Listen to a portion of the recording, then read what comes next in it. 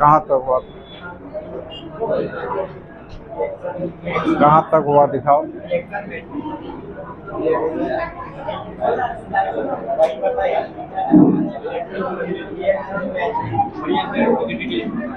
पिछले क्लास हम लोग रिएक्शन मैकेनिज्म शुरू किए, जिसको बोलते हैं अभिक्रिया क्रिया विधि। ठीक है, कोई भी रासायनिक अभिक्रिया कैसे कैसे होता है वो याद सीखना है। देखो पिछले क्लास में एक पढ़े थे वो, तो रिएक्शन में भाग लेने वाले पदार्थों को क्या कहते हैं? अभिकारक। उसको इंग्लिश में क्या कहते हैं? जैसे ये और बी आपस में कोई अभिक्रिया कर रहा है, तो अभिक्रिया में भाग लेने वाला अभिकारक कहलाता है, और अभिक्रिया करने के बाद जो बनता है वो उत्पाद प्रोडक्ट कहलाता है। ठीक है, और अभिकारक में दो भाग होता है, एक होता है सबस्ट्रेट, एक होता है रिएजेंट, या इसी को अटैकिंग रिएजेंट भी कहते हैं। अटैकिंग माने क्या? अटैक करने वाला, हमला करने वाला। और ये होता है हमला करने वाला, इसके साथ जो होता है उस पर हमला होता है। तो अंडर अटैक, ये अटैकिंग रिएजेंट। अंडर अटैक में क्या, इस पर अटैक होता है, ये अटैक करने वाला होता है। तो इसी का एक एग्जाम्पल लिए थे हम लोग। जैसे देखो यहाँ, ये के जगह क्या माने थे? Ethyl bromide. इसका नाम है इथाइल ब्रोमाइड या ब्रोमोइथेन। ए के स्थान पर एक अणु है और बी के स्थान पर एक्वस KOH। एक्वस KOH का मतलब KOH पोटासियम हाइड्रोजन जल के साथ मिला हुआ है। तो दोनों को मिलाने से तो ये टूटता है, ये भी टूटता है। तो ये टूटा था, कार्बन कार्बन के बीच बंध नहीं टूटता है, बहुत स्ट्रॉन्ग बॉन्ड होता है कार्बन कार्बन के बीच। कार्बन और ब्रोमीन के बीच अलग अलग परमाणु के बीच बंध है, ये टूटेगा, क्योंकि कार्बन और ब्रोमीन में ब्रोमीन का विद्युत ऋणात्मकता इलेक्ट्रोनेगेटिविटी ज़्यादा होता है। तो ब्रोमीन क्या करता है, कार्बन के इस इलेक्ट्रॉन को खींच के अलग हो जाता है। तो जिसके कारण CH3 CH2 इधर बचा अलग, ये हो गया अलग, टूट गया। तो इस प्रकार के विखंडन को, टूट गया ना बंधन, इस प्रकार के विखंडन को विषमांग विखंडन कहते हैं। विषमांग मतलब ये ब्रोमीन कार्बन के इलेक्ट्रॉन को लेकर अलग हो गया, तो जिसके कारण कार्बन पर कौन चार्ज होगा? प्लस, CH3 CH2 पर प्लस हो गया, और ब्रोमीन का अपना इलेक्ट्रॉन ये हुआ और कार्बन का इलेक्ट्रॉन ये हुआ। इसी के कारण इस पर क्या आवेश हो, एक इलेक्ट्रॉन बढ़ गया ना, इसलिए इस पर माइनस हो गया। और KOH भी है जल में, तो जल में KOH टूटा, K प्लस OH माइनस, क्योंकि K पोटासियम का परमाणु संख्या 19 होता है। 19 को 2 8 8 1, तो अष्टक पूरा करने के लिए इस एक इलेक्ट्रॉन का त्याग करता है। तो पोटासियम एक इलेक्ट्रॉन को त्याग करेगा तो इस पर, और उसी एक को कौन ग्रहण करेगा? ऑक्सीजन। तो ऑक्सीजन का एक इलेक्ट्रॉन अपना होगा, और पोटासियम जो दिया उसके कारण इस पर माइनस चार्ज। अब ये सब जो बना, इससे दो टुकड़ा हुआ, इससे भी दो टुकड़ा हुआ, इसको बोलते हैं रिएक्शन इंटरमीडिएट, माने अभिक्रिया मध्यवर्ती। अभिक्रिया के बीच में ऐसा टुकड़ा बनता है।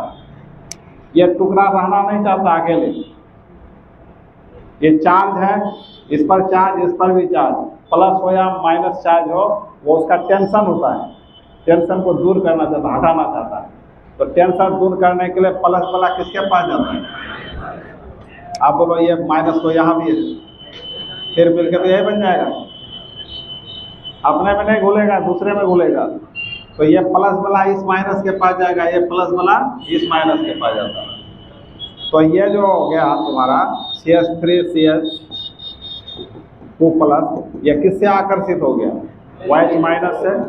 तो OH माइनस, इसमें दो इलेक्ट्रॉन है, एक ऑक्सीजन का है और एक किसका था ये, पोटासियम का। तो प्लस का मतलब कमी है एक इलेक्ट्रॉन, माइनस मैंने एक ज़्यादा है। तो ये चार्ज अपना माइनस चार्ज कैसे खत्म करेगा बताओ? जब लिया गया इलेक्ट्रॉन किसको दे देगा, इसको दे देगा, तो इसका प्लस चार्ज खत्म और इसका भी माइनस चार्ज खत्म। अब इसका भी एक इलेक्ट्रॉन फ्री, इसके पास भी एक इलेक्ट्रॉन फ्री, तो दोनों में बंध बन जाएगा सहसंयोजक बार। तो इसलिए एक कार्बन और OH के बीच बंध बन गया, इसलिए बन गया CH3 CH2 बॉन्ड OH। समझ में आ गया? अब फिर देखो K प्लस किससे मिलेगा, तो K प्लस आपका आकर्षित हो गया किसके साथ, सॉरी K प्लस आकर्षित हो गया Br माइनस के साथ। यहाँ भी 2 इलेक्ट्रॉन है, तो एक इलेक्ट्रॉन पुनः वापस, ये अपना चार्ज कैसे खत्म करेगा, ये अपना चार्ज, वैसे तो यहाँ आयनिक बंध है, प्लस माइनस में आकर्षण होता है, पोटासियम धातु है और ब्रोमीन क्या है, अधातु। तो दोनों आयनिक बंध के कारण चिपक के क्या बन जाता है, KBr बन जाता है। यहाँ आयनिक बंधन है, या सहसंयोजक बंध बना है। तो कार्बन ऑक्सीजन अधातु होता है, अधातु के बस कोवैलेंट बॉन्ड बनता है और धातु अधातु के बीच आयनिक बंध बनता है। इस तरह आपको प्रोडक्ट बना, एक ये भी बना, दूसरा ये भी बना। तो ये होता है मेजर प्रोडक्ट, मेजर मैंने मुख्य उत्पाद, और इसके साथ ये बनता है बाय प्रोडक्ट, जिसको माइनर प्रोडक्ट भी कहते हैं, थोड़ा थोड़ा साथ में बनता है। यही तो रिएक्शन, इसी पूरे अध्ययन को ही क्या बोलते हैं, रिएक्शन मैकेनिज्म। मतलब कोई भी रिएक्शन में पहले सबस्टेट, ये हुआ सबस्टेट, और ये क्या हुआ, रिएजेंट। इस दोनों से मिलकर जो बनता है क्या होता है, ये सब जो बना है ये सब थोड़ा देर के लिए रहता है, कुछ क्षण के लिए रहता है, तुरंत फिर प्लस माइनस माइनस प्लस से मिलकर नया प्रोडक्ट बनाता है। इसलिए इसको क्षण भंगुर बोलते हैं। क्या बोलते हैं, क्षण भंगुर, मतलब थोड़ा देर के लिए। इसको शॉर्ट लिव्ड फ्रैगमेंट्स बोलते हैं, इंग्लिश में बोलते हैं short lived fragments. Short lived fragments मैंने क्या, शॉर्ट लिव्ड मैंने थोड़ा देर के लिए रहने वाला, और फ्रैगमेंट्स मैंने टुकड़ा। समझ में आया? जैसे एक फिल्म देखा होगा तुम लोग, गजनी नाम का फिल्म देखे हो? गजनी फिल्म आया था, हाँ आमिर खान का। उसको बीमारी हो गया था, मारा था उसको ब्रेन में, उसको बीमारी हो गया था, शॉर्ट टर्म मेमोरी लॉस। उस बीमारी का नाम था शॉर्ट टर्म मेमोरी लॉस। क्या इसका मीनिंग हुआ, कुछ देर के लिए उसका याददाश्त हो जाता था, खत्म हो जाता, भूल जाता था सब चीज, फिर वापस आया था।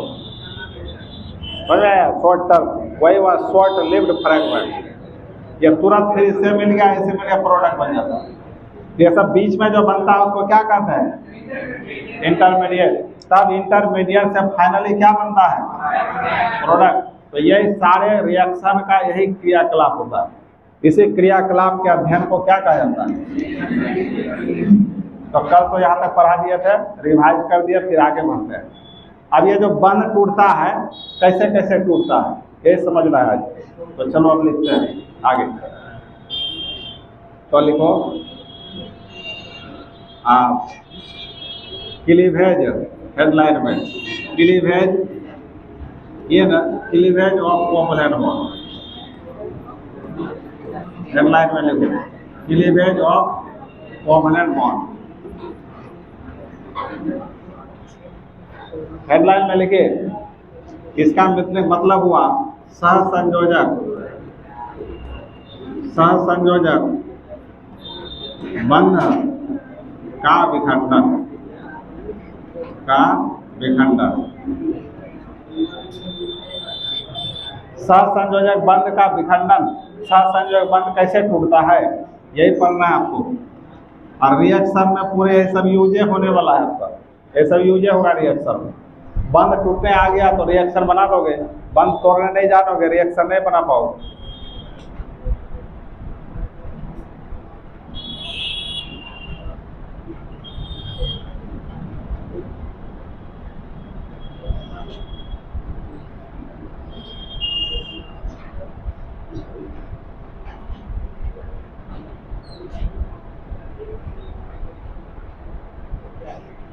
हो गया?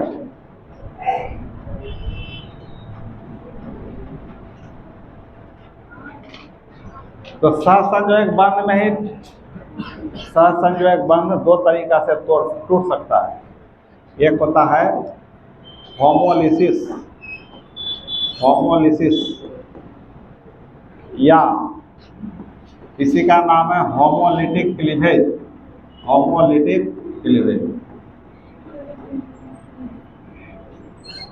होमोलिसिस का मतलब इसको हिंदी में बोलते हैं समांश विखंडन, समांश विखंडन। ये सारे ऑर्गेनिक केमिस्ट्री का बेसिक है, जो 11th का है। सब 11th मतलब आप अभी पढ़ा रहे हैं, यही यूज होगा। जो चैप्टर शुरू होगा 12th उसमें यूज होगा। तो समांश विखंडन या इसी का दूसरा नाम क्या है? Homolytic cleavage. तो मत बोलना 11th का पढ़ाई नहीं होता है, 11th भी पूरा कर रहे साथ में, तुमको पता नहीं चल रहा है। नहीं पढ़ाएंगे तो 12th समझ में नहीं आएगा, 0 पर आउट हो जाओ। अब दूसरा विखंडन है हेट्रोलिसिस। क्या नाम है? हेट्रोलिसिस। और हेट्रोलिसिस का दूसरा नाम क्या है? Heterolytic, heterolytic cleavage, heterolytic cleavage. हम 11th में पढ़ा सकते थे लेकिन रोक के रखे थे ताकि नया बच्चा आएगा वो नहीं समझ पाएगा, अब सब समझ जाएगा रिएक्शन। होमोलिसिस का दूसरा नाम क्या था? होमोलिटिक। और हेट्रोलिसिस का दूसरा नाम हेट्रोलिटिक क्लीवेज। अच्छा, इसको हिंदी में बोलते हैं विषमांश विखंडन। क्या बोलते हैं? विषमांश विखंडन।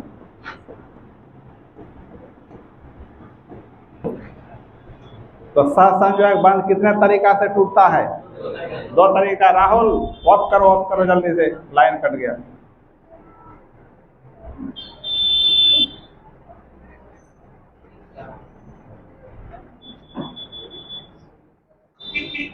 उतार लो जल्दी फटाफट। सहसंयोजक बंध का विखंडन कितने तरीका से होता है? 2 तरीका से। कौन कौन? समांश विखंडन और विषमांश विखंडन।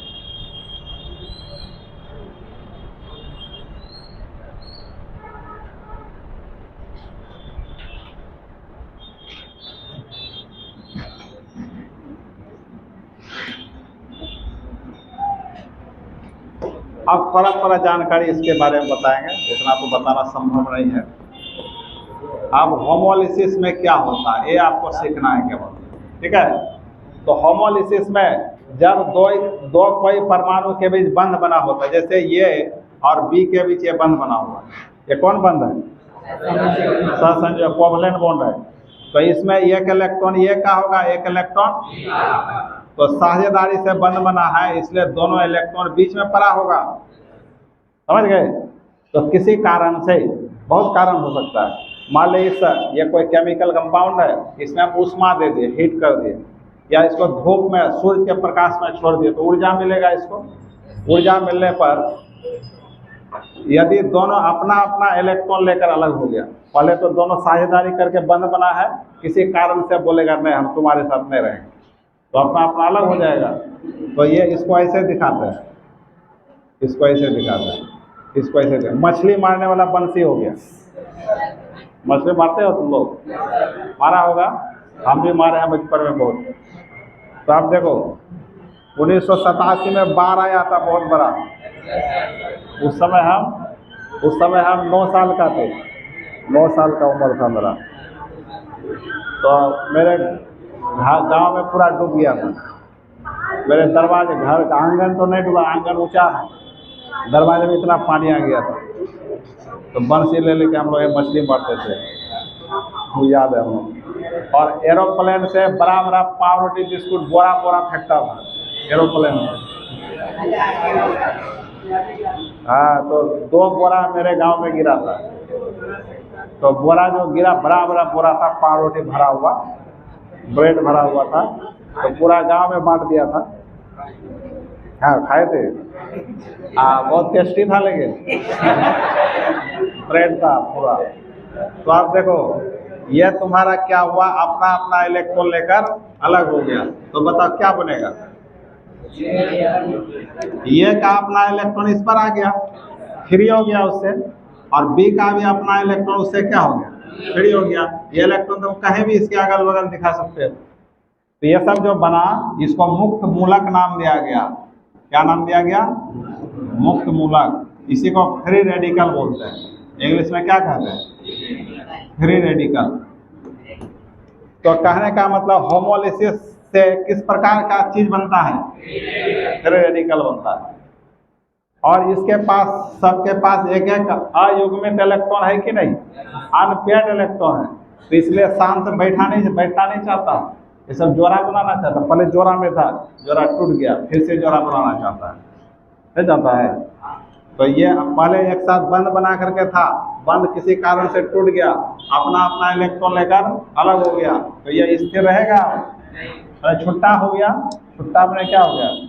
मुक्त मूलक हो गया। अब फिर क्या करना चाहेगा? दूसरे के साथ बंद बनाने का कोशिश करता है, इसलिए वो अस्थिर होता है, ये अस्थायी होता है। अस्थायी का मतलब अधिक क्रियाशील होता है। क्या होता है? अधिक क्रियाशील। क्यों अधिक क्रियाशील क्यों होगा? क्योंकि इन सब के पास अयुग्मित इलेक्ट्रॉन होते हैं। मतलब due to the presence of unpaired electron. तो होमोलिसिस क्लीवेज क्या हुआ, समझ में आया? इसमें अलग दोनों परमाणु अपना अपना इलेक्ट्रॉन लेकर अलग हो जाता है। थोड़ा थोड़ा लिखना है इसमें, दोनों परमाणु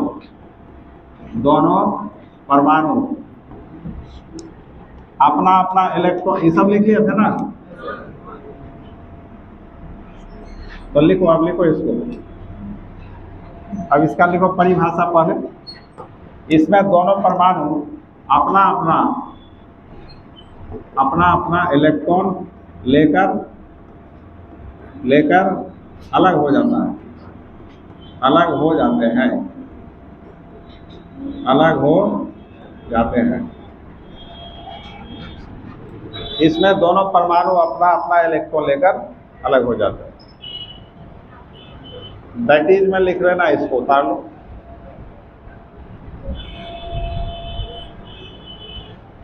अच्छा, ये इस प्रकार का क्लीवेज कब होगा नानो? ऊष्मा की उपस्थिति में, सूर्य प्रकाश की उपस्थिति में, या कोई केमिकल होता है परऑक्साइड, जैसे हाइड्रोजन परऑक्साइड, बेंजोइल परऑक्साइड, बहुत सारे केमिकल परऑक्साइड होते हैं, उसको डालने से सब क्रिया देखा जाता है। इस प्रकार का विखंडन कब होगा? जब इसको गर्म करोगे या सूर्य प्रकाश में छोड़ दोगे या कोई केमिकल परऑक्साइड डाल दोगे, तब ऐसा स्थिति देखने को मिलता है। समझ में आया? उधर लीजिए। और प्रायः इस प्रकार का जो विखंडन समान परमाणु के बीच देखा जाता है, प्रायः, हमेशा नहीं, कहीं कहीं अलग अलग परमाणु में भी यह विखंडन होता है। अभी एग्जाम्पल देते हैं।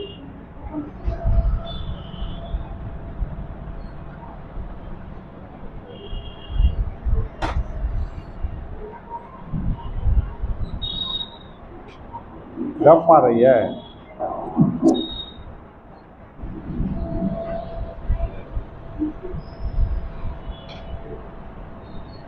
देखो वीडियो बन रहा है।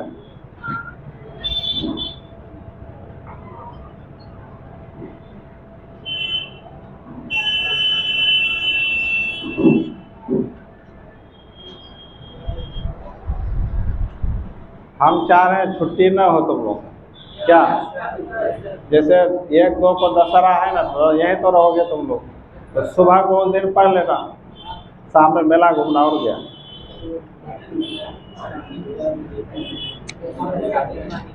सुबह मेला थोड़े लगता है, शाम में लगता है। हमको बैठे बैठे मन नहीं लगता है, बोर हो जाता है पूरा दिन भर बैठे बैठे, मैंने परेशान हो जाता है। कितना टीवी मोबाइल देखते रहोगे, मन उब जाता है। आदत है ना, सुबह शाम रूटीन मेरा खराब हो गया, वेट भी बढ़ गया मेरा, बैठे बैठे खा कर वेट बढ़ गया। हाँ, कहाँ से वेट लॉस होता है?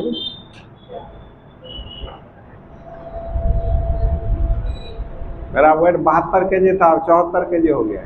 2 kg वेट बढ़ गया है 4-5 दिन 6-7 दिन। और खा खा करके बैठे रहना वेट बढ़ता है ना। और जब क्लास रहता है तो एनर्जी लॉस होते रहता है, वेट घटते रहता है, अब माइंड में फ्रेश रहता है, बोझ लगता है, पढ़ाने का स्टाइल भी खराब हो जाता है लिंक टूटने से।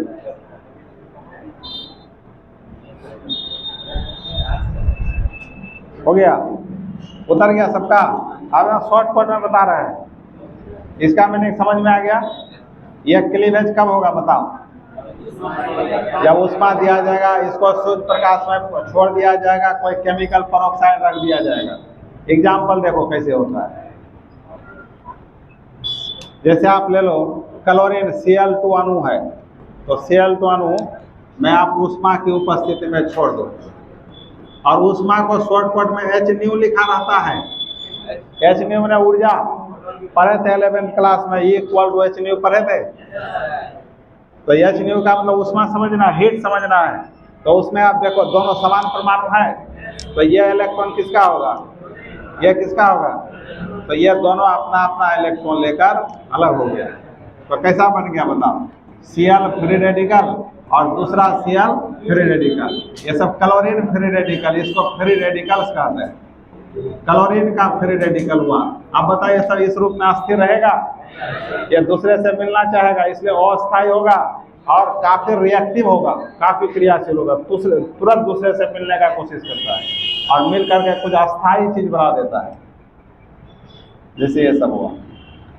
अब ये तो एग्जाम्पल हुआ। अब दूसरा, जैसे CH4 है, मीथेन, जैसे मीथेन का अणु है CH4, इसको यदि सनलाइट में छोड़ दोगे, सूर्य प्रकाश में, तो देखो कार्बन हाइड्रोजन अलग अलग परमाणु है, यहाँ दोनों कैसा था? सेम। तो जनरली प्रायः समान परमाणु के बीच ऐसा ही क्लीवेज होता है, लेकिन कहीं कहीं अलग अलग परमाणु के बीच भी एक केस होता है। तो यहाँ पर चारों बॉन्ड एक ही बार नहीं टूटता, बारी बारी से टूटता है। तो मान लो यहाँ पर ये बॉन्ड टूटा, तो ये इलेक्ट्रॉन किसका है, ये किसका है? तो ये अपना इलेक्ट्रॉन लेके अलग, ये अपना लेके अलग, तो ये पार्ट एक साथ रह गया, तो बन गया CH3, जोड़ दिए एक साथ, और ये इलेक्ट्रॉन इस पर आ गया, फ्री हो गया, और प्लस H इससे अलग फ्री हो गया। तो इससे भी क्या बना? Free radical. इसका नाम मिथाइल फ्री रेडिकल, CH3 का नाम मिथाइल पर आए थे, और ये हाइड्रोजन फ्री रेडिकल। तो आपको 2 फ्री रेडिकल बना। ये सब ये अस्थिर रहेगा क्या? ये भी किसी से मिलना चाहेगा। तो इस प्रकार के क्लीवेज को ही, इस प्रकार के विखंडन को ही क्या कहते हैं? होमोलिसिस। जबरदस्त पॉइंट है, जो चैप्टर आपका शुरू होगा यही सब शुरू होगा। उतार लीजिए, उस समय आपको दिक्कत नहीं होगा, एकदम फटाफट रिएक्शन होते रहेगा। उतार लो।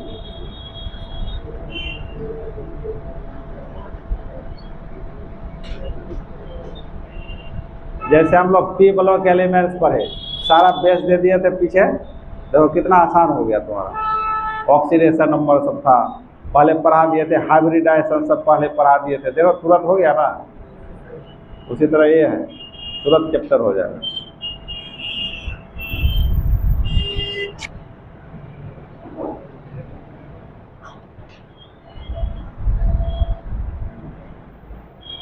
क्या हो गया तुमको, शांत बैठी है? नींद में है क्या? हाँ लग रहा है नींद में है। तो क्यों नहीं उतार रही है?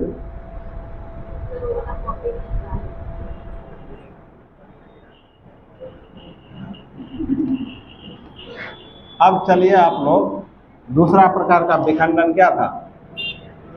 हाइड्रोलिसिस। हाइड्रोलिसिस। अच्छा, यदि आपको ऑब्जेक्टिव में पूछ दिया जाए मुक्त मूलक का निर्माण किस प्रकार के विखंडन से होता है? होमोलिसिस। समझ गए? अब हेटेरोलिसिस में क्या होगा? हेटेरोलिसिस को हिंदी में क्या कहते हैं?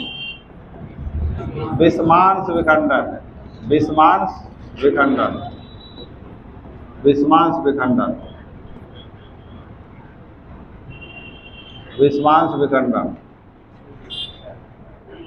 तो हेटेरोलिसिस क्या होता है, विषमांश विखंडन क्या होता है?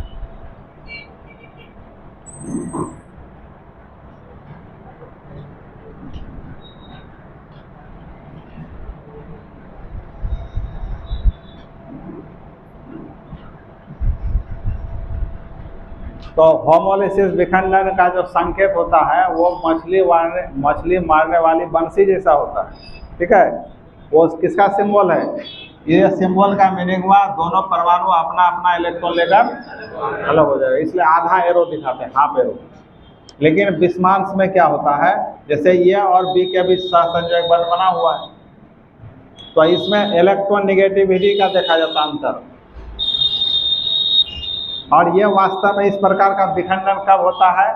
जब कोई पोलर ध्रुवीय यौगिक इसमें डाल देते हैं, जैसे जल इसमें डाल दोगे ना इस केमिकल में, तो इसी तरह का विखंडन होगा। इसमें क्या होता है, मान लो इसका विद्युत ऋणात्मकता ए से ज़्यादा है, बी का विद्युत ऋणात्मकता का मान क्या है? ज़्यादा है, किसकी अपेक्षा? तो अब बी क्या करेगा, इसके भी इलेक्ट्रॉन को लेकर अलग हो जाएगा, खींच के भाग गया, तो ए पर कौन चार्ज आ जाएगा? क्योंकि अभी ए का इलेक्ट्रॉन लेके भाग गया, इसका कमी हो गया एक इलेक्ट्रॉन का, तो एक प्लस होगा। और बी पर कौन चार्ज आ जाएगा? बी का ये अपना इलेक्ट्रॉन और ये ए वाला इलेक्ट्रॉन, इसी के कारण कौन चार्ज होगा? माइनस। इसके दौरान जब जिस पर प्लस होता है तो कैटायन कहलाता है, और जिस पर माइनस होता है एनायन कहलाता है। तो इस प्रकार के क्लीवेज को कहते हैं बच्चों, क्या कहते हैं? या पूरा फुल एरो से दिखाते हैं। फुल एरो बता रहा है कि दोनों इलेक्ट्रॉन को बी लेके अलग हो गए। वह हाफ एरो दिखाए थे, हाफ एरो का मीनिंग क्या हुआ? अपना अपना इलेक्ट्रॉन लेके अलग हुआ। तो इस प्रकार के विखंडन को क्या कहते हैं? विस्मांस विखंडन। इसमें हमेशा किसका निर्माण होगा? या दूसरा ये भी हो सकता था, ये और बी में यदि ए का इलेक्ट्रॉन निगेटिविटी ज़्यादा हो, ये सिंबल समझ जाओगे ना, तब उल्टा हो जाएगा ऐसा। तो ए पर कौन चार्ज आ जाएगा? तो ये अपना इलेक्ट्रॉन, ये बी का इलेक्ट्रॉन अपना, बी के कारण यहाँ हुआ माइनस, और बी पर कौन चार्ज हुआ? तो ये बन गया एनायन और ये बन गया कैटायन। तो इस प्रकार के विखंडन को क्या कहते हैं? विस्मांस विखंडन। इसका अच्छा, ये सब भी अस्थायी होगा क्या? ये सब भी अस्थायी होगा, क्योंकि सर प्लस माइनस चार्ज है, टेंशन है। वो टेंशन हमेशा कोई रखना चाहता है क्या? ये कोई चाहेगा मैं हम पर टेंशन बना रहे? टेंशन भुलाना चाहता है, हटाना चाहता है। इसलिए यह भी किसी के पास टेंशन हटाने के लिए जाता है, प्लस वाला माइनस के पास जाएगा, माइनस वाला प्लस के पास जाएगा। तो इसलिए ये भी काफ़ी क्रियाशील होता है। इसको मिटा देते हैं। और ये किसकी उपस्थिति में होगा बच्चों? पोलर सॉल्वेंट, जैसे जल हो गया, अल्कोहल हो गया, पोलर सॉल्वेंट की उपस्थिति में होता है। सब ध्रुवीय यौगिक की उपस्थिति। ध्रुव यौगिक जैसे आपका जल हो गया और अल्कोहल हो गया। अल्कोहल सिंबल में ऐसे लिखते हैं कि उपस्थिति में ऐसा देखने को मिलता है प्रायः। और ये सारे भी क्या है? ये सारे भी क्या है? अस्थायी है। अस्थायी का मतलब ये स्थिर नहीं रहता, अधिक क्रियाशील होता है। अस्थायी बने क्या? अधिक क्रियाशील। और जो अस्थायी होगा तो क्या होगा? कम क्रियाशील होगा। अस्थायी है, इधर उधर जाना नहीं चाहता है। और जो अस्थायी है, कभी यहाँ है, कभी वहाँ है, कभी ऐसे करता है। अच्छा, इसके बारे में क्या होगा? इसमें क्या होगा क्लीवेज में? तो लिखिए, इसमें अधिक इलेक्ट्रोनिगेटिविटी वाला परमाणु साझेदारी वाले इलेक्ट्रॉन युग्म को लेकर क्या हो जाता है? अलग हो जाता है। इस प्रकार के विखंडन को ही क्या कहते हैं बच्चों? विस्मांस विखंडन। बता लीजिए।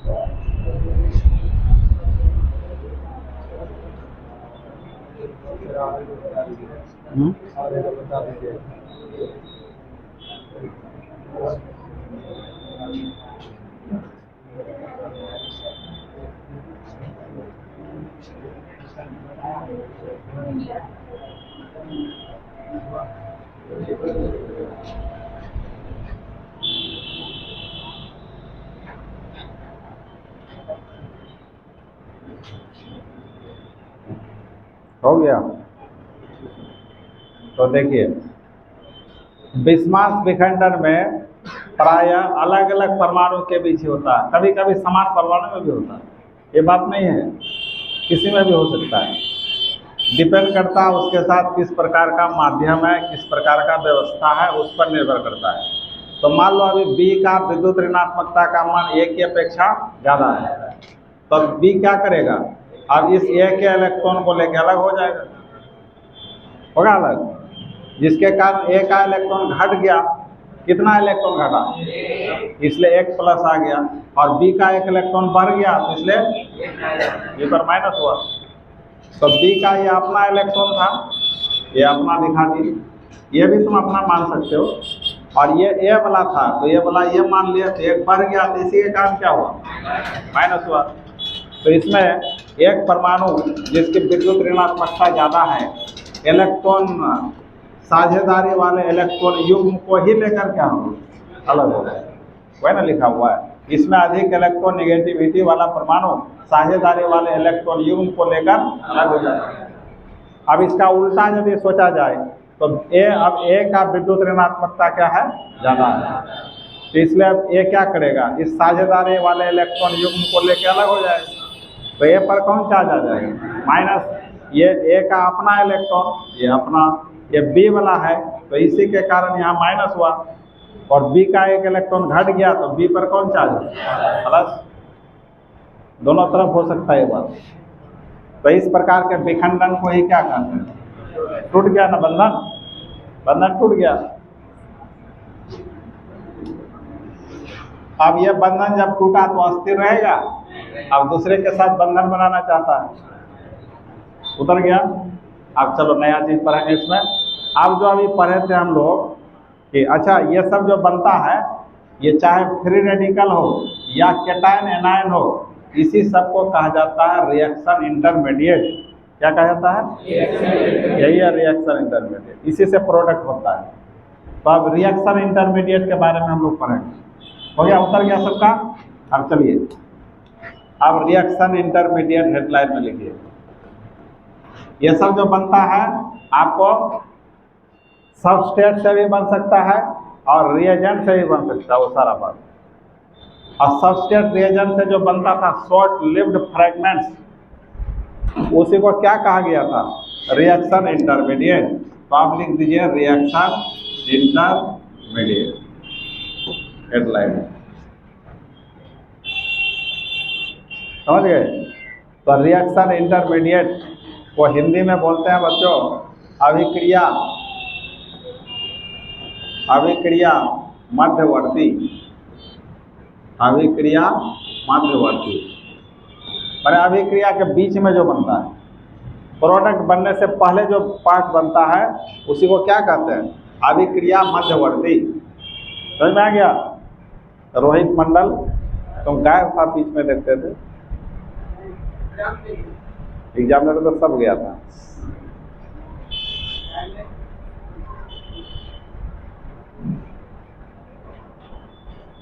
जो जो एग्जाम में पूछा वो चैप्टर अभी पढ़ाई हुआ है।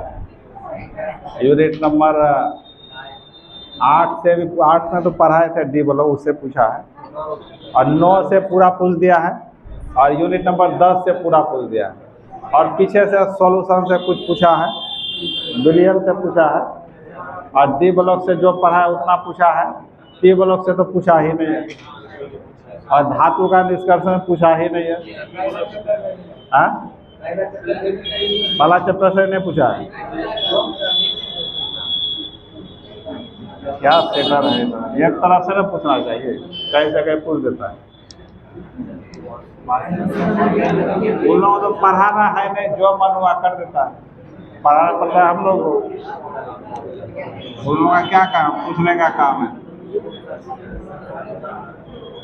अच्छा आप देखो, अब अभिक्रिया मध्यवर्ती क्या है, परिभाषा बताए थे कि मतलब विखंडन, समांश विखंडन या विषमांश विखंडन के दौरान जो शॉर्ट लिव्ड फ्रेगमेंट्स बनता है उसी को क्या कहते हैं। तो लिखो, इसका परिभाषा लिख लो। होमोलिसिस या हेट्रोलिसिस, क्लीवेज के दौरान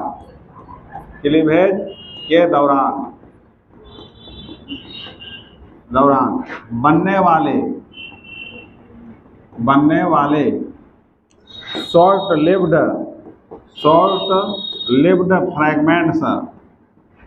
शॉर्ट लिव्ड फ्रैगमेंट्स का मीनिंग क्या हुआ। माने अल्प समय के लिए जो बनता है, अल्प समय के लिए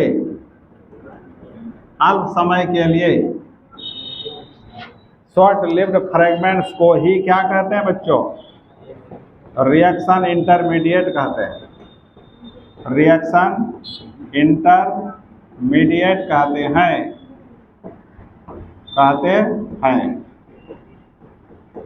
रिएक्शन इंटरमीडिएट तो 5 होता है टोटल, लेकिन आपके सिलेबस में 3 ही जानना है, वही 3 हम पढ़ाएंगे और 3 का यूज होगा।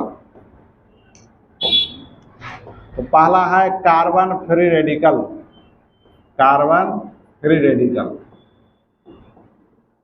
और दूसरा है कार्बोकेटायन। ये पूछा गया है क्वेश्चन 2014 में, कार्बोकेटायन या कार्बोनियम आयन। क्वेश्चन में आप लोग निकाल के देख सकते हैं, पूछा है कि नहीं है। 11th का पूछता है, 12th में, एक कमाल है इसका। तीसरा है कार्बन आयन, और चौथा है कार्बिन, पांचवा है नाइट्रीन। ये आगे क्लास के लिए है, आपको ये तीनों पढ़ना है।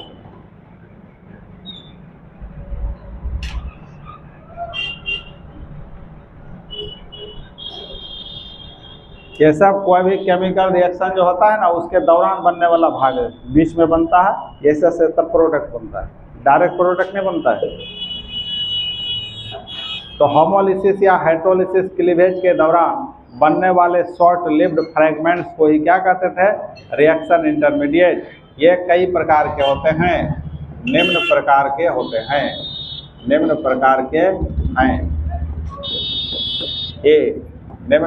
हैं। कौन कौन है, तो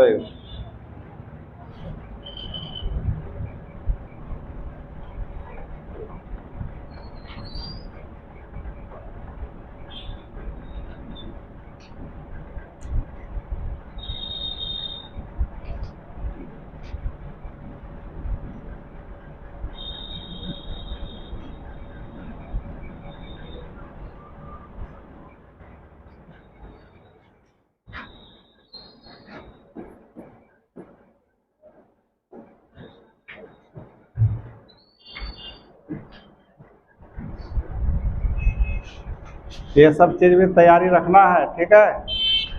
इस बार जो 2025 में एग्जाम हुआ था, 11 से 2-3 क्वेश्चन पूछ दिया था। जैसे इसके बाद पढ़ोगे, जैसे पूछ दिया था समावयवता क्वेश्चन था, किसे कहते हैं, मध्यावयवता किसे कहते हैं, पूछा था। जो 11 का ही पार्ट है, इसके बाद पढ़ोगे उसे। उतर गया, बोलिए।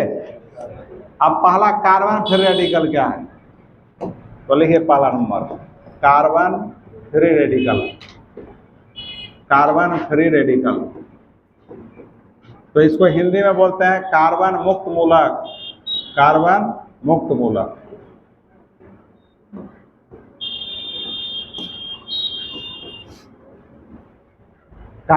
मूलक।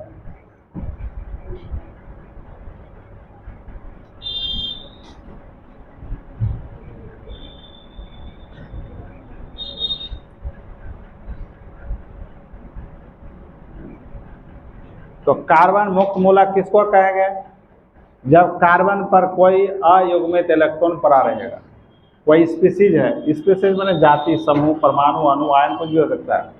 वैसा समूह स्पीसीज जैसे आपका CH3, इसका क्या नाम है? मिथाइल।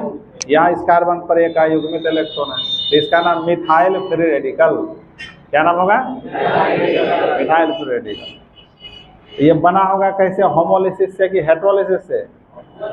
होमोलिसिस से बना। फ्री रेडिकल होमोलिसिस से ही हमेशा बनेगा। तो मतलब ऐसे बना होगा जैसे आपका CH4 एक यौगिक मीथेन नाम है, ये वास्तव में होगा। इसी में 4 हाइड्रोजन में से हम एक हाइड्रोजन को अलग दिखा दिए। अब इसी में से किसी कारण से ये अपना इलेक्ट्रॉन लेके अलग हुआ होगा, ये अपना लेके अलग हुआ होगा, तो क्या बना होगा? CH3 ये फ्री रेडिकल और H फ्री रेडिकल, ये हुआ मिथाइल फ्री रेडिकल। क्योंकि इस फ्री रेडिकल के कार्बन पर अनपेयर्ड है, इसे स्पेशल नाम है कार्बन फ्री रेडिकल। यदि H पर फ्री रेडिकल होता है, इसका हाइड्रोजन फ्री रेडिकल, जिस पर होगा उसी पर नामकरण होता है।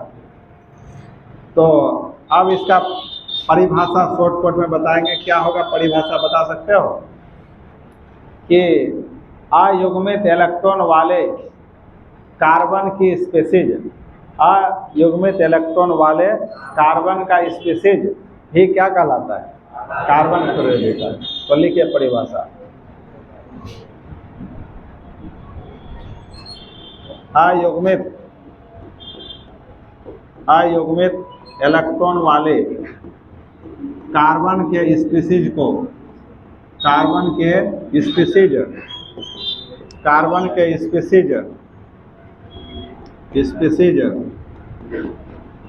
को ही क्या कहते हैं इन्होंने? कार्बन फ्री रेडिकल कहते हैं। कार्बन फ्री रेडिकल कहते हैं। कार्बन फ्री रेडिकल कहते हैं।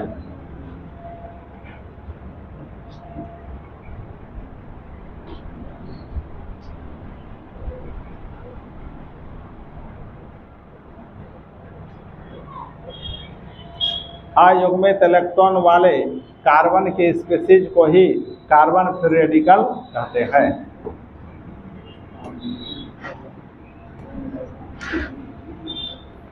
अब इसका एग्जाम्पल लिया जाए। जैसे आप देखो, ये आपका CH3 पर एक अनपेयर्ड इलेक्ट्रॉन लगा दिए, या फिर CH3 बॉन्ड CH2 पर एक अनपेयर्ड इलेक्ट्रॉन लगा दिए, या फिर CH3 CH, यहाँ नीचे CH3 यहाँ एक अनपेयर लगा दिए, या पुनः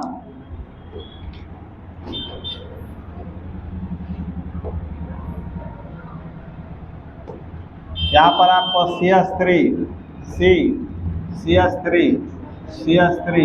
यहाँ फ्री रेडिकल लगा दिए, तो इसका नाम क्या होगा बताओ? Methyl free radical. इसका नाम इथाइल फ्री रेडिकल। इसका नाम आइसोप्रोपाइल फ्री रेडिकल। इसका नाम नियोब्यूटाइल। देखो ऊपर नीचे ब्रांचिंग है तो नियो, 1 2 3 4 है तो ब्यूटाइल। या यदि डिग्री पर जाओगे तो ये भी 1 degree methyl carbon free radical, ये भी 1 डिग्री, ये होगा 2 डिग्री, ये होगा कैसे 3 डिग्री हुआ? जिस कार्बन पर अयुग्मित इलेक्ट्रॉन है वो कार्बन कितने परमाणु से जुड़ा है? 3, इसलिए 3 डिग्री कार्बन फ्री रेडिकल बोल सकते हो।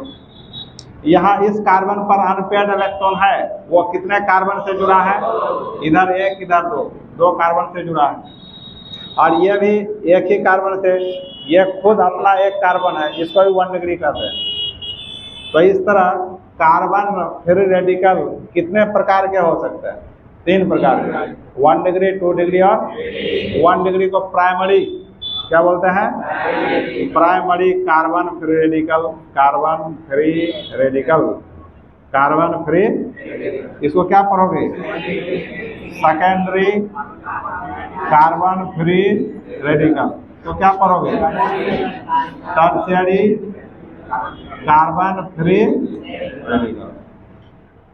उतार लीजिए, सारे एग्जाम्पल है कार्बन फ्री रेडिकल का।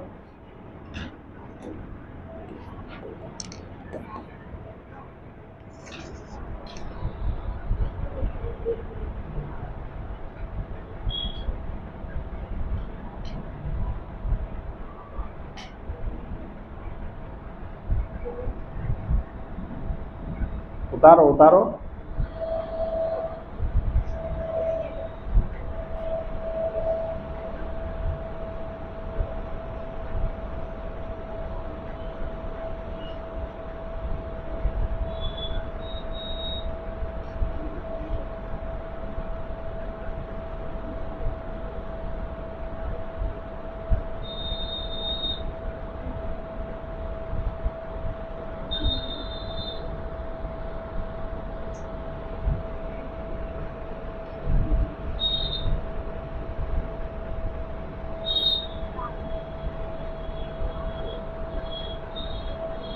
टीटीएस वाले बेस से नहीं आया है कोई क्या?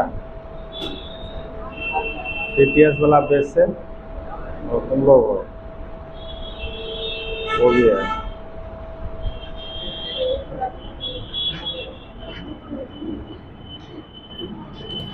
हाँ, जो पढ़ने वाला सब नहीं था भाग गया है, जो पढ़ने वाला था बचा हुआ है, अपना ईमान लेकर बचा हुआ है।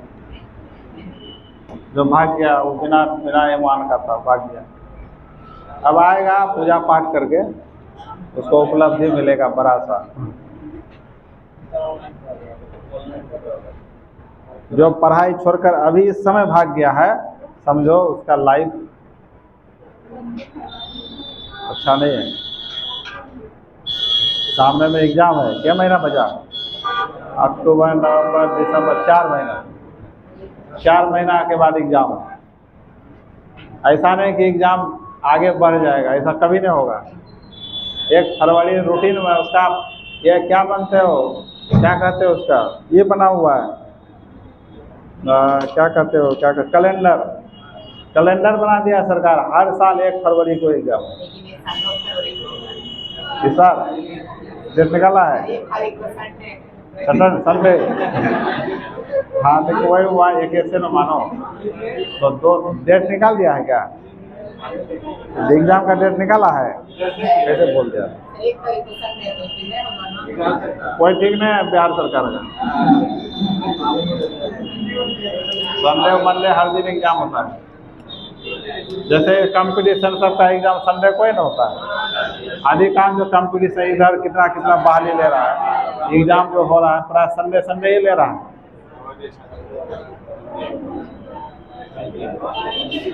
आप सुनो, अब ये जो है तुम्हारा, अब इन सब का स्ट्रक्चर के बारे में थोड़ा जानना है। कोई एक का स्ट्रक्चर जान लेंगे तो सबका हो जाएगा। देखो, अब हम लोग कार्बन फ्री रेडिकल का क्या जानेंगे, संरचना। तो अब लिखिए संरचना, इन सबका संरचना में स्ट्रक्चर। हाँ, क्या बोल रहे हैं? मम्मी बुला रही है, मतलब कौन आ रहा है, कहाँ से, क्या लिखा हुआ है? माँ। और माँ का फोन। हाँ, माँ का फोन। अब देखो, आप सुनो, संरचना का मतलब क्या हुआ, स्ट्रक्चर। तो सबका स्ट्रक्चर में कार्बन, पहले इसको ले लो, कार्बन 1 बार है और हाइड्रोजन कितने बार है? 3 बार। तो 3 ही सिग्मा बंध बनेगा ना, 3 सिग्मा बंध। तो इसका ज्यामिति बताओ।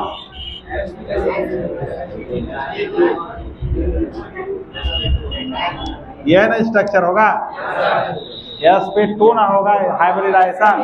तो sp2 का ट्राइगोनल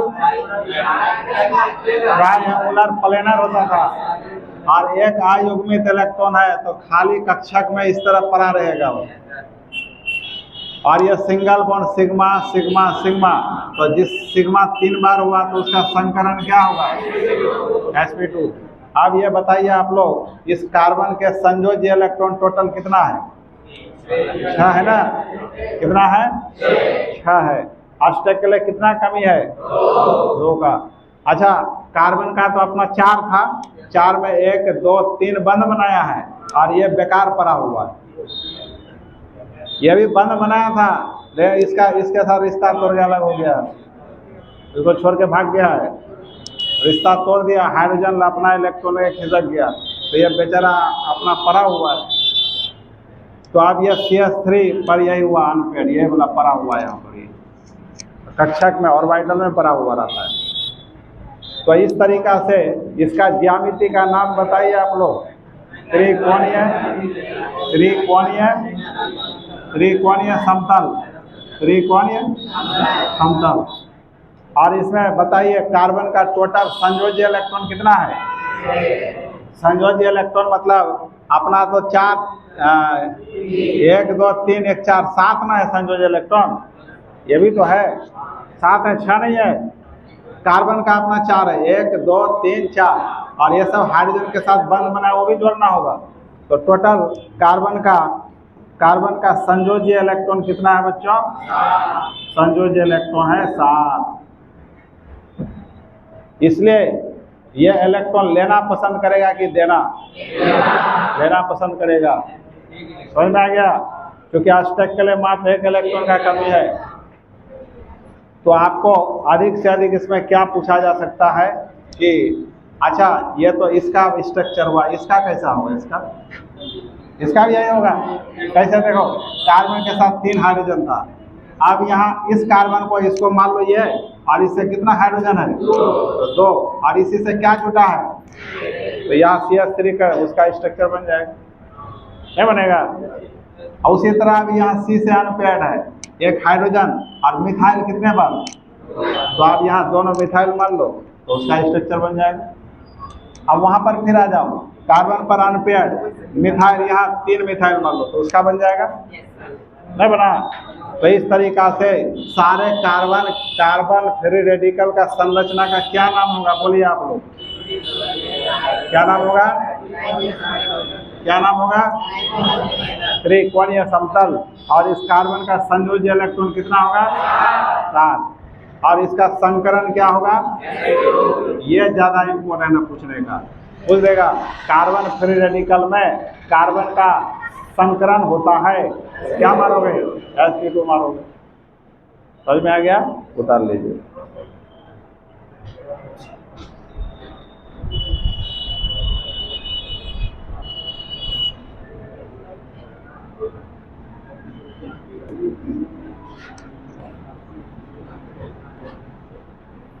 प्राइमरी सेकेंडरी सब लिखे हो ना? लिख लो जो है लिखो।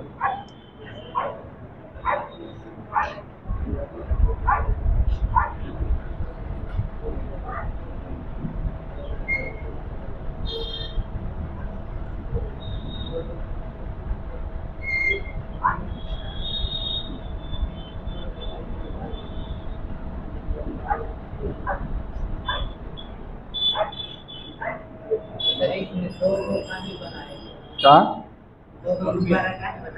ये वाला ये P कक्षक है ना, P कक्षक में डम्बल होता था, D कक्षक डबल डम्बल होता है, P तो डम्बल होता है, ये P कक्षक है। कैसे? तो देख लो, कार्बन का 6, 1s2 2s2 2p2, ये है ना बाहरी कक्षा हुआ, S में 2 इलेक्ट्रॉन और P में 2 इलेक्ट्रॉन, तो ये उठ के वहाँ गया था, तो 1 अनपेयर्ड, और P में कितना अनपेयर्ड? 3, तो 1 इलेक्ट्रॉन ये हुआ, 1 इलेक्ट्रॉन ये हुआ, 1 इलेक्ट्रॉन ये हुआ, ये वाला खाली था, ये वाला अनपेयर्ड था अकेला, तो यही ना P वाला है, ये P का ना है, ये डम्बल ऐसा होता है, तो अकेला पड़ा था इसलिए अकेले दिखाते हैं।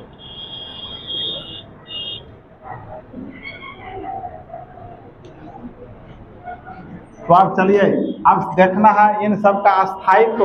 स्थायित्व पर क्वेश्चन कई बार पूछा है, 4 ऑप्शन दे दिया है, पूछा है निम्नलिखित में कौन अधिक अस्थायी है? ये तो चारों तो अस्थायी है, चारों क्या है? लेकिन चारों में अस्थायी किसमें ज्यादा है? किसमें ज्यादा अस्थायित्व प्राप्त होगा? जल्दी अस्थायी कौन बनेगा वही देखना है। हो गया? उतर गया सबका? तो अब लिखिए हेडलाइन में carbon free radical, carbon free radical का अस्थायित्व, वो क्वेश्चन इस पर आया है। स्थायित्व, इसको इंग्लिश में बोलते हैं stability, stability of carbon free radical, carbon free radical, stability of carbon free radical, ये देखना है हमको, stability of carbon free radical.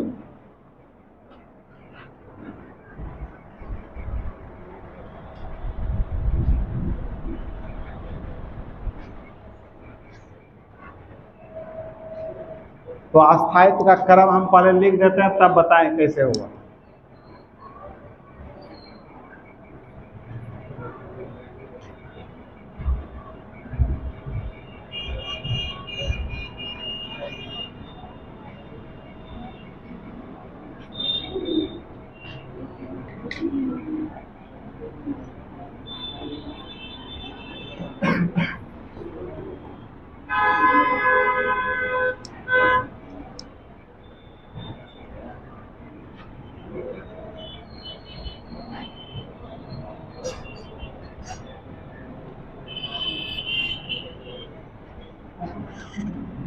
बता दें इसको,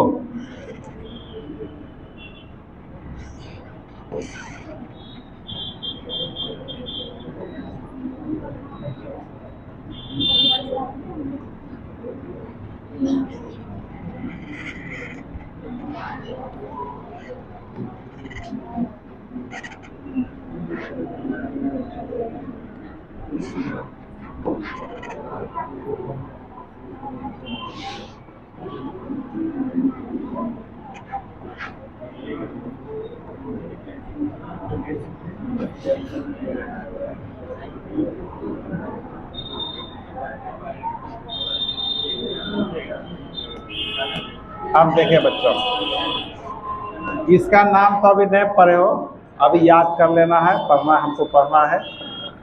इसका नाम है benzyl free carbon free radical, benzyl carbon free radical. अब कैसे है बेंजाइल, सब कहानी समझ में आएगा। इसका नाम है एलाइल है, जब चैप्टर शुरू होगा उसमें ये सब बात आएगा। एलाइल, ये कैसे नाम हुआ एलाइल, अभी याद कर लो दोनों के बारे में। एलाइल कार्बन फ्री रेडिकल, अब इसका नाम तो पता है, फ्री डिग्री, कौन डिग्री हुआ, और ये और ये और ये, तो इसमें सबसे ज़्यादा अस्थाई होता है बच्चों ये वाला। और ये हम हायर क्लास के लिए बता दिए, कंपटीशन के लिए बता, लेकिन आपके सिलेबस में ही चारों में से ही पूछता है, बोर्ड एग्जाम के लिए चारों में ही पूछता है। तो आपको क्या मानना है, फ्री डिग्री। अस्थाई कैसे है ज़्यादा, तो इसका अस्थाई तो 3 बात पर निर्भर करता है, और तीनों बात तो अभी पढ़े नहीं हो, अगले क्लास में वही सब चर्चा होगा। तो अभी लिखना है, अस्थायित्व तो डिपेंड करता है किस पर, समानुपाती होता है प्लस आई इफेक्ट पर। ये प्लस आई इफेक्ट क्या है अभी कुछ समझ में आपको नहीं आने वाला है, और निर्भर करता है किस पर, माइनस प्लस एम इफेक्ट पर, प्लस एम इफेक्ट, और डिपेंड करता है, चलो ये दो मेन बात है।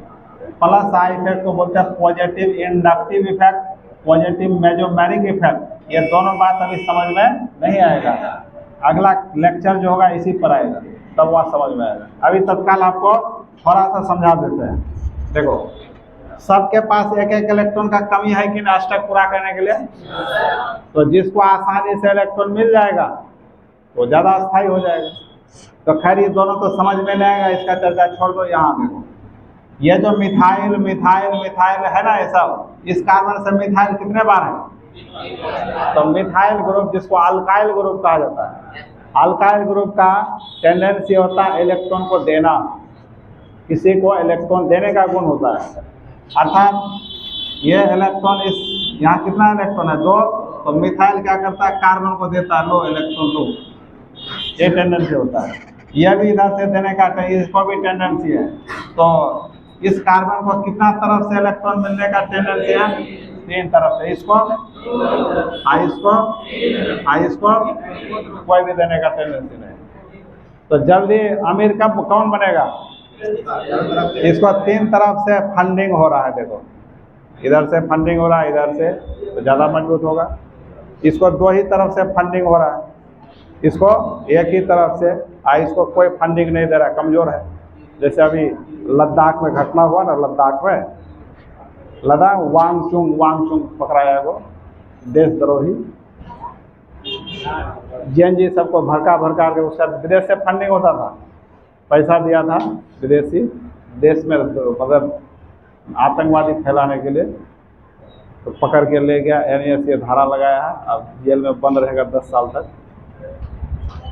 लद्दाख में जो घटना हुआ का परसों तरसों, नहीं जानता है सब, पूरा वो जला दिया, आग लगा दिया घर सब में, देशद्रोही सब, देश में दंगा फसाद करने के लिए। जैसे नेपाल में नहीं घटना हुआ, वैसे यहाँ करना चाहता है ना, तो पकड़ाया है, जेल में डाला है। वही उसको विदेश से फंडिंग होता था, मजबूत बन गया था, पकड़ा गया, सारा मजबूती खत्म हो गया उसका। तो इसको कितना तरह से फंडिंग हो रहा है, देखो मजबूत बन गया। इसको दो तरफ से, इसको कोई भी तरफ से नहीं मिला, तो कमजोर है वो। अब ये सबसे ज़्यादा मजबूत क्यों है, तो ये डिपेंड करता है अनुनादी संरचना पर। ये अनुनादी संरचना ये क्या है बच्चा, अभी आप लोग इसको उतारो, अभी थोड़ा सा आइडिया हम दे दिए क्यों अधिक अस्थायी हुआ, क्योंकि सबके पास 7-7 इलेक्ट्रॉन पड़ा हुआ है ना, सबके साथ 7-7। अष्टक के लिए कितना कमी है, 1, तो जिसको जल्दी इलेक्ट्रॉन मिल जाएगा ज़्यादा अस्थायी हो जाएगा। जैसे मान लीजिए पढ़ रहा है, इसको तुरंत नौकरी मिल गया तो अस्थायी हो जाएगा कि नहीं, मेहनत कर रहा है, आसानी से नौकरी मिल गया इसको, तो अस्थायी हो जाएगा कि नहीं, फंडिंग मिल गया इसको, अब जिंदगी भर खाते रहेगा।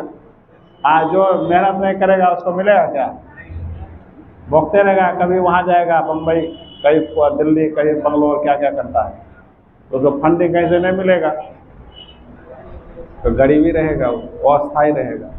आज जिसको फंडिंग मिल गया, मैंने नौकरी चाकरी मिल गया, बढ़िया काम मिल गया, तो अस्थायी हो जाता है, वही बात है। तो सबसे ज़्यादा मजबूत कौन है यहाँ पर, बेंजाइल कार्बन फ्री रेडिकल। ये अनुनाद क्या है, तो देखो अनुनाद थोड़ा सा दिखा देते हैं झलक। ये डबल बॉन्ड तुम कहीं भी दे सकते थे, डबल बॉन्ड घूमते रहता है, अस्थायी नहीं है, बदलते रहता है, तो इसके कारण कई संरचना इसका बनेगा, वो सारे संरचना को क्या कहते हैं, अनुनादी संरचना। अनुनादी संरचना जिसमें ज़्यादा होता है ना, वो ज़्यादा अस्थायी होता है, समझ गए।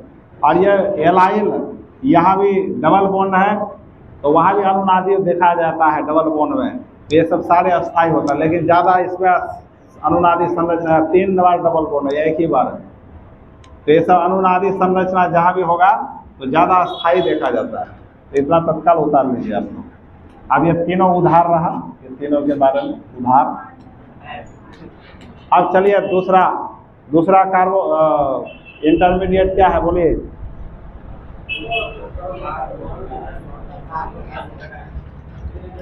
कार्बोनियम आयन, इसको खत्म कर देते हैं।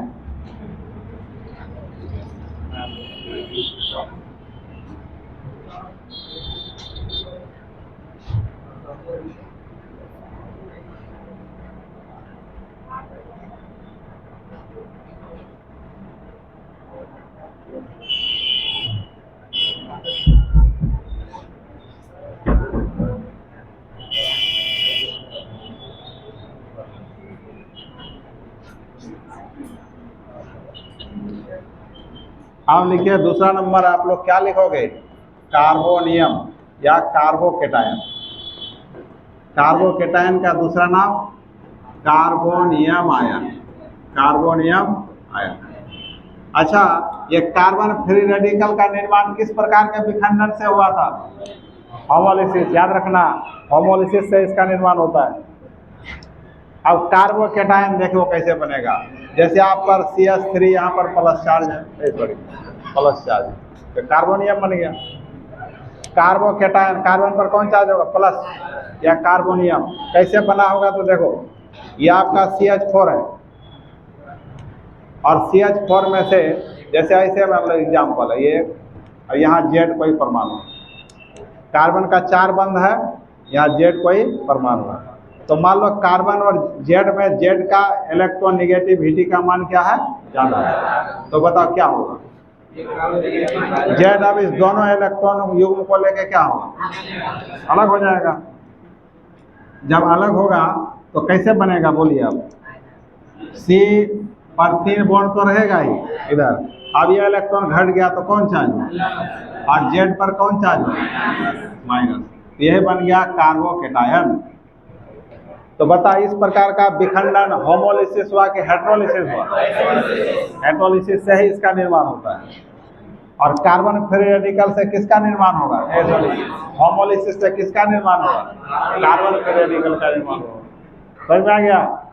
तो इसलिए कार्बोकेटायन का परिभाषा क्या होगा, तो पॉजिटिवली चार्ज कार्बन स्पीशीज को ही क्या कहते हैं, पॉजिटिवली चार्ज कार्बन स्पीशीज को ही क्या कहते हैं, कार्बोकेटायन। यहाँ भी आपका मिथाइल कार्बोकेटायन हो सकता है, इथाइल हो सकता है, आइसोप्रोपाइल हो सकता है, नियोब्यूटाइल हो सकता है, मतलब 1 डिग्री 2 डिग्री 3 डिग्री इसमें भी हो सकता है।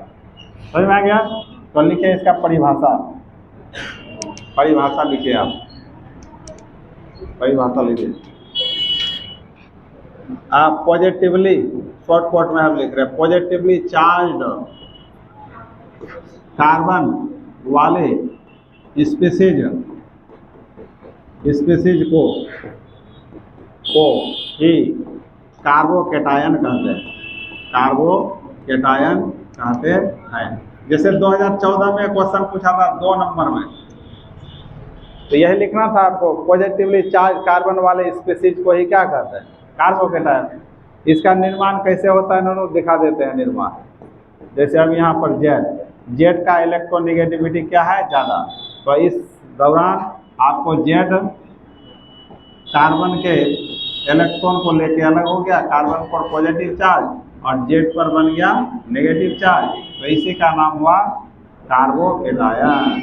तो इस प्रकार के क्लीवेज को क्या नाम दिए थे, हेट्रोलिसिस। ये हेट्रोलिसिस के दौरान ही बनता है, हेट्रोलिसिस के दौरान ही इस प्रकार का स्पीशीज बनता है। उतार लीजिए इसको।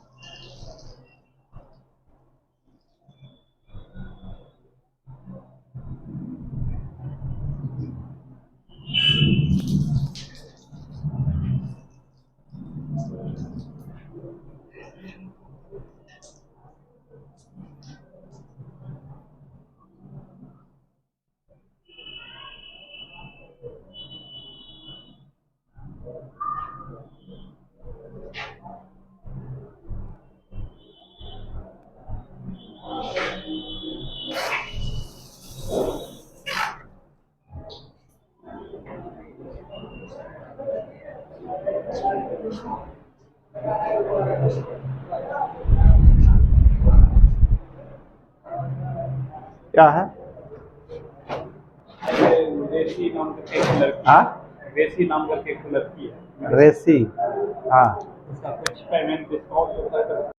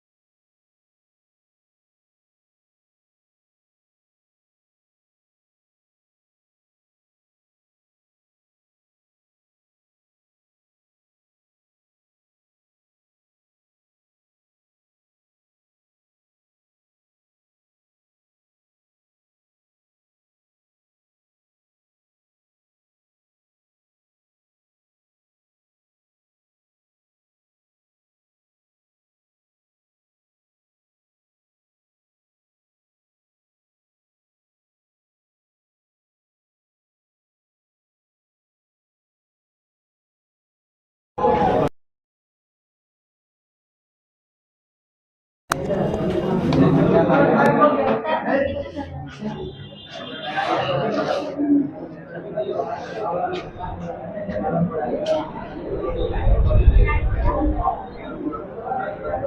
अब देखो, तो कार्बोकेटायन कैसे बना पता चल गया। अब कार्बोकेटायन का एग्जाम, अच्छा किस प्रकार, होमोलिसिस से बना कि हाइड्रोलिसिस से। अब कार्बोकेटायन का एग्जाम्पल लिखो तुम लोग, कैसे होगा एग्जाम्पल। वह CH3 प्लस लिखो, CH3 CH2 plus, methyl ethyl iso, वही सब लिखो ना।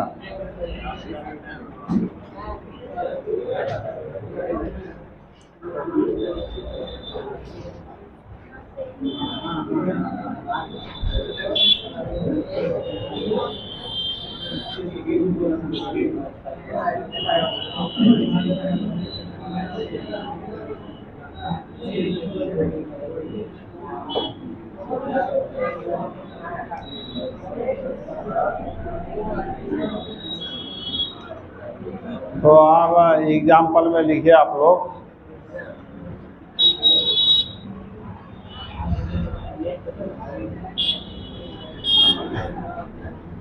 उतर गया ना सबका।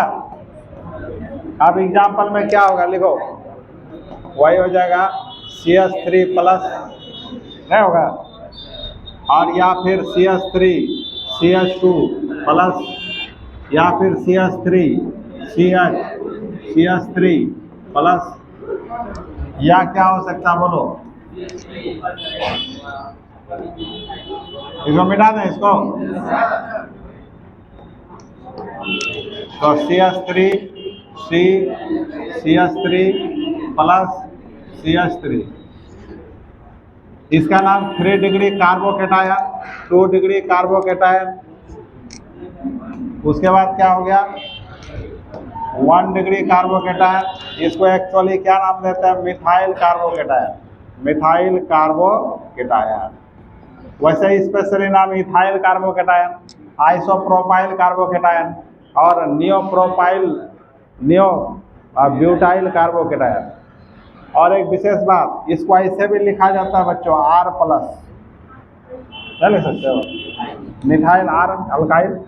यहाँ क्या लिख सकते हो, RCH2 प्लस, यहाँ क्या लिख सकते हो, RCHR प्लस, यहाँ क्या लिख सकते हो, RCRR प्लस। ये ऐसे भी लिखा रहता है। इसी को जोड़ दोगे तो क्या होगा, R2CH प्लस, R3C प्लस। सब एक ही बात हुआ, नहीं हुआ, उतार लीजिए। हाँ, वीडियो ऑफ हो गया, कॉल आ रहा है, आने दो। ओ हाँ हाँ, मम्मी का है। राहुल फोन लगाओ तो, मनोरमा को फोन लगाओ, वही फोन कर रही है, फोन लगाओ। मनोरमा वहाँ जो गई है महंतनगर, वही फोन लगा रही है, करो, बोलो हम आएंगे 1 घंटा बाद गाड़ी लेकर।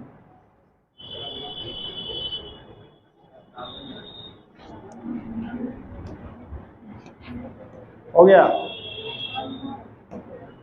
तो ये हो गया तुम्हारा कार्बोकेटायन का एग्जाम्पल। अब इसका भी स्ट्रक्चर देखते हैं, इसको खत्म कर देते हैं, तब छोड़ देंगे, 1 घंटा में मजा नहीं आता है। अब इसका संरचना, कार्बोकेटायन का संरचना में क्या क्या होगा बताइए आप लोग। कार्बोकेटायन में कार्बन का वैलेंस इलेक्ट्रॉन कितना है बोलिए तो आप लोग, 7 है, 6 है, 6 है, 6 नहीं होगा। और इसका संकरण क्या होगा, sp2 है ना होगा। और इसका ज्यामिति क्या होगा, त्रिकोणीय समतल, इसका भी होगा। कैसे होगा, तो देखो यहाँ भी 3 हाइड्रोजन है, तो 3 ही ना बंध बना पाएगा। और यहाँ पर कौन चार्ज होगा, ये प्लस, इसका ऑर्बिटल पूरी तरह खाली है, एक भी इलेक्ट्रॉन नहीं है, जो भी था लेकिन कोई भाग गया है। तो इसलिए यहाँ 2 तो 4 2 6 ही इलेक्ट्रॉन हुआ। तो अष्टक के लिए कमी है कि नहीं, कितना कमी है, 2। तो जिसको अष्टक के लिए कमी रहता है ना दोनों, तो वो लुईस अम्ल कहलाता है। क्या कहलाता है? लुईस अम्ल कहलाता है।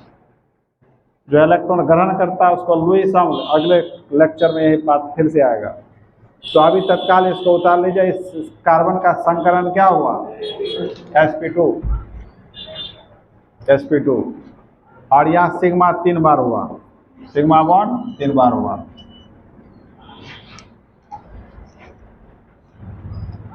अब इस सबों का स्ट्रक्चर यही ना होगा। तो आपको यदि पूछा जाए कार्बोकेटायन का संरचना कैसा होता है, त्रिकोणीय समतल। कार्बोकेटायन में संकरण, कार्बन का संकरण क्या होता है? sp2। और इसमें टोटल वैलेंस इलेक्ट्रॉन कितना? 6 होता है। अच्छा, कार्बोकेटायन का निर्माण किस प्रकार के क्लीवेज से होता है? होमोलिसिस या हेटेरोलिसिस? उतार लीजिए आप।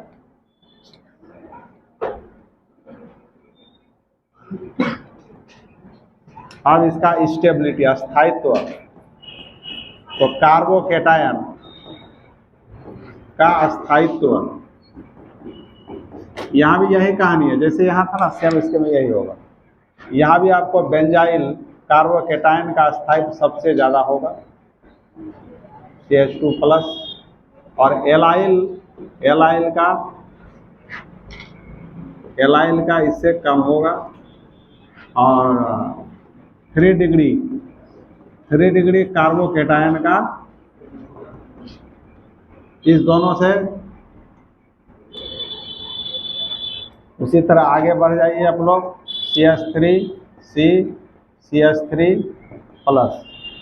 उसके बाद CH3, CH2+। सबसे कमजोर किसका होगा? Methyl carbocation. तो ये भी आपको पूछेगा, तो यही चारों में से पूछेगा, तो आपको क्या मानना है? 3 डिग्री वाले का सबसे ज़्यादा होता है। अब ऐसा क्यों होगा, थोड़ा सा आइडिया दे देते हैं। तो किसके, सबके पास 2-2 इलेक्ट्रॉन का कमी है कि नहीं? बोलिए, है ना? सबके पास 2-2 इलेक्ट्रॉन का कमी। तो अब जिसको जल्दी इलेक्ट्रॉन मिल जाएगा, जिसका फंडिंग तेजी से होगा, वो ज़्यादा अस्थायी होगा। किसका फंडिंग तेजी से होगा? 3 डिग्री का वाला। वैसे तो इस समय अभी ध्यान नहीं रखना है, रेजोनेंस है इसलिए ज़्यादा होगा, लेकिन ये आपको एग्जाम में चारों में से पूछता है। तो 3 डिग्री वाले का 3 इलेक्ट्रॉन डोनर ग्रुप है। मिथाइल इलेक्ट्रॉन देने वाला ग्रुप होता है। याद रखना, अल्काइल ग्रुप इलेक्ट्रॉन देने वाला डोनर ग्रुप होता है। इससे 3 तरफ से इस कार्बन को इलेक्ट्रॉन मिलेगा, तो जल्दी उसको फंडिंग हो जाएगा, सप्लाई हो जाएगा इलेक्ट्रॉन, कमी पूरा हो जाएगा तुरंत, इसलिए ज़्यादा अस्थायी हो जाएगा। और इसको 2 ही तरफ से फंडिंग होगा, इसको एक तरफ से, इसको कोई भी तरफ से नहीं, तो सबसे कमजोर रहेगा। और नौकरी इसको मिलेगा ही नहीं, वेतन मिलेगा तो कहाँ से मजबूत हो? जिसको वेतन मिले वही ना मजबूत होता है। हाथ से खाता पीता है, घूमता फिरता है, वही हुआ। तो ये आपको कार्बन फ्री रेडिकल कार्बोकेटायन, और एक रहा कार्बानायन। ठीक है, आप कल पढ़ेंगे। तो कार्बानायन के बाद जो हम लोग अटैकिंग रिएजेंट बताए, रिएजेंट वो 2 प्रकार का होता है, एक इलेक्ट्रोफाइल, एक न्यूक्लियोफाइल। इलेक्ट्रोफाइल और न्यूक्लियोफाइल। फिर पढ़ेंगे ऑर्गेनिक केमिस्ट्री का प्रकार, ऑर्गेनिक रिएक्शन का प्रकार। संडे मंडे वो सब नहीं देखना है, डेली पढ़ना है। कल यही पढ़ना है, यही लेके आना है कल। जो तुम्हारा बेसिक चीज है ना, तुमको परसों तक खत्म कर देंगे, परसों तरसों तक। उसके बाद जब क्लास शुरू होगा, ऑर्गेनिक का चैप्टर डायरेक्ट शुरू हो जाए। ठीक है, तो जाओ। तो तुम लोग भी थोड़ा हमको फंडिंग कर दो। कैसे दुर्गा पूजा हमारा कैसे चलेगा? तुम लोग फंडिंग बंद कर दिए तो कैसे होगा? तुम लोग फुल पेमेंट कर दो सब। जब ओरिजिनल क्लास शुरू होगा तो उस समय नहीं देखेंगे, उससे फुल पेमेंट चाहिए हमको। अभी थोड़ा हम ढिलाई दिए हुए हैं, बच्चा तो है नहीं, भाग गया सब। जब सब आएगा फिर, तब फिर फंडिंग चालू कर देंगे हम, समझिए। और ऑर्गेनिक केमिस्ट्री पढ़ो, तब देखना क्या है कोई केमिस्ट्री, तब मजा आएगा तुमको।